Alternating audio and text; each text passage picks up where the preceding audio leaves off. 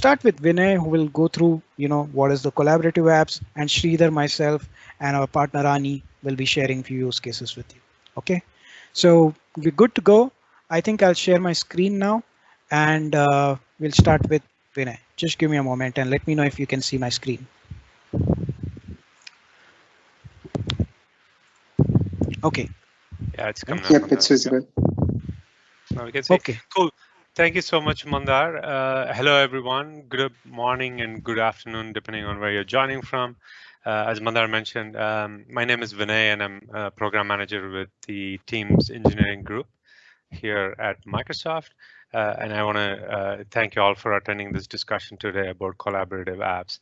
Hopefully, by the end of this session, we'll be able to share enough information with you so you can actually start thinking about how this applies to your organization and how collaborative apps can enable transformation for you. Okay, so I'm just going to spend a few minutes here just to set context and sort of talk about what we mean when we say collaborative apps, right?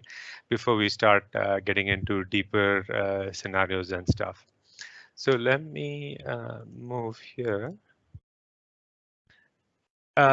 Okay, so just as a quick context, we all know what Microsoft Teams has enabled over the last few years in terms of staying connected and collaborating seamlessly.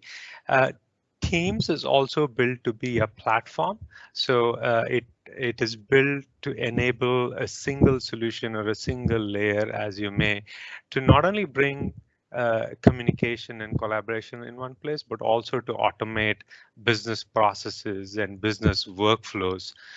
So a user has a single place that they actually have to go to get work done in the flow of their work. It's that integration of business processes and business application is what is powered by the Teams platform, right? And all of this happens in a very secure and compliant way. And this platform capability of enabling business processes, so people collaborate seamlessly on it, so they can be more productive and get work done. That's where the power of the platform actually truly unfolds, right? So just to set that context in terms of, Teams as a platform can enable and automate your business processes while taking collaboration and communication aspects into the flow of work. And so when we talk about platform, one thing that I'm really excited about is the extensibility of the Teams platform and the capabilities that Teams platform offers application and apps that get built on Teams, right? So I'm not going to go through all of that, but if you look at, the capabilities such as tabs and bots and message extension, these are all the platform capabilities that apps that can use any of these services that you can see on the right can use these capabilities to deliver rich experience based on the need of the customer and based on the context in which we want to engage the customer, right? So for an example, tabs, I'm sure you're all aware of tabs, and tabs is a large canvas that's available in Teams to display information. When there is more information needed, a large canvas is needed, then we use tabs. If you want to engage the user as part of the business process and it's more conversational, then bots are typically the capability that apps surface. Or if you just want to actually get tasks done as a part of a meeting, then the capabilities we're looking at are around meetings extension. So the idea is the Teams as a platform delivers this rich extensibility that applications that are built on top of Teams can leverage to provide that experiences and engage with users on business processes in a collaborative way so they can be more productive and get things done quicker. Okay. So as we move forward, right? So the last 2 years has been it's challenged all of us, right? So organizations, users have figured out, how do we work across borders? How do we collaborate across borders? Teams has enabled it. So as we look at, the next generation of how we want to tackle these applications, there's a new structure to how applications and users are going to be expected to work. They want to be able to work across borders. They want to be able to work from any device, from wherever they are, and they want to be able to engage with those applications in that manner as well, right? So as we reimagine, not just our customers are reimagining how they collaborate, how employees will collaborate, our developers that build on the system are imagining how they deliver this new set of experiences.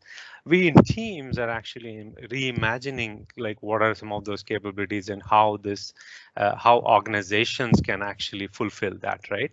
So the core concept of the hybrid work and the structure requires collaboration at the center versus individual productivity.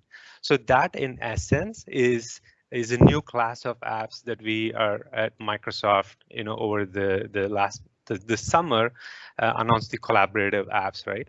So the takeaway here I would leave you all is think of collaborative applications as applications that address business workflows and or business processes, but are centered around collaboration. So people do not have to switch to apps, do not have to go look for data, but they can actually use a single layer where they can collaboratively address or complete business processes and business workflows. So if you look at this diagram here, so the application, the collaborative apps basically enables users and developers to continue to use their existing tools to actually build this application, right? So use the existing knowledge and the investment that they already have to build these apps, provide the flexibility and the range and the time to value. Any app that's actually built on Teams is available across devices, right, across OSs. There's a full stack of Microsoft components that you can see from identity all the way to the graph. Two newer components like the Fluid framework that allow applications to be built and deliver richer, synchronous real-time experiences. And the developers and the organizations have choice to either use a pro dev, kind of JavaScript and go all in and build applications, or use the low code, no code platform to build applications as well.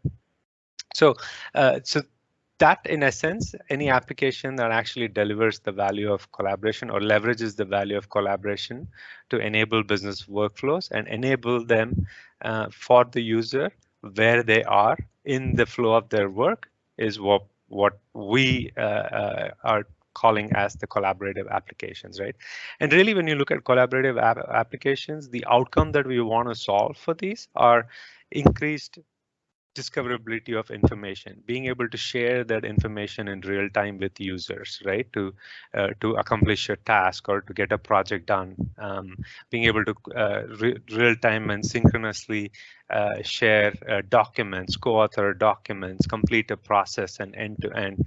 And net, like you'll have different personas that are involved in a workflow, all using Teams. Which helps from an investment perspective, right? It increases the usage, it increases the return on investments on the platform itself, and thereby, making the teams where users live and collaborate and talk to each other be that single layer where they can actually complete their processes and projects. So with that in mind, I'm going to quickly transition to just some key pillars, right? So as we look at digital transformation or transformation that businesses are embarking on and how technology empowers that, at Microsoft, we are broadly categorizing them across the 4 pillars, right? It's empowering employees, engaging with your customers, optimizing operations, and transformation. Again, all companies have varying degrees of processes. The processes are unique in how they're solved, but these are more broader categories. And I have some examples in here that just talk about across those pillars, right? Like sort of the the different processes and workflows that can be enabled on Teams. And mind you, these are not to be it all. And these are just some example to sort of talk to, like, what are the business processes under like sales enablement that can bring the data and processes together and surface enough information in Teams to engage with the users, right, to get that task done. So what we'll do today is, again, the focus of this today's session is more around employee empowerment and how, and we have a specific scenario that we have taken to kind of walk you all through. But the focus is around employee empowerment. And as we do these sessions in the future, we'll try and address additional scenarios across the different pillars.